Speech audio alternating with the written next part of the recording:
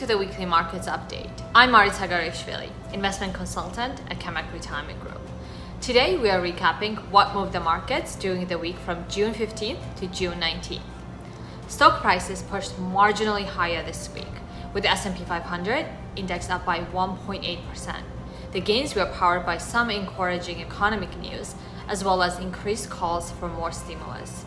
Concerns about a possible second wave has not derailed the rally.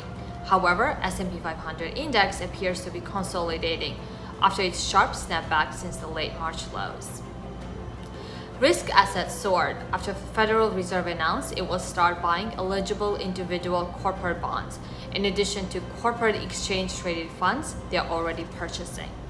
Its corporate bond program literally has the Fed involved nearly every risk sector of the bond market, with the exception of high-yield market.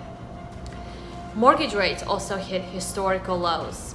The 30-year fixed-rate mortgage fell to a historical low of 3.13% this week, according to the recent Freddie Mac market survey.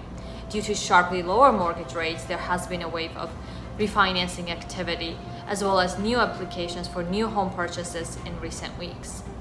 Powell delivered his semi-annual testimony to Congress this week, largely reiterating his downbeat assessment of the economy to lawmakers.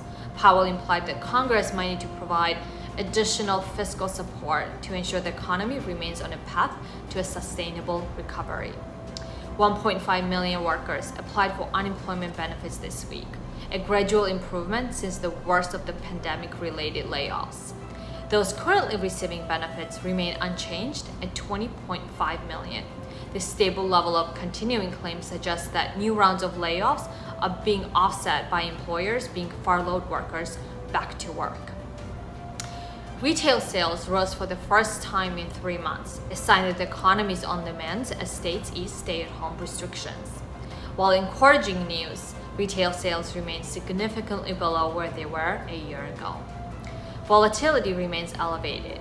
The VIX volatility index, which is also known as the fear gauge, has still not returned to the normal levels after its spike in mid-March. With geopolitical instability increasing, as well as Beijing canceling flights, schools, amid new coronavirus outbreaks, and uncertainty as the US economy reopens, it's not surprising the VIX has not popped up even more. The devastating impact of the coronavirus caused the bank's profits to plunge nearly 70% in the first quarter.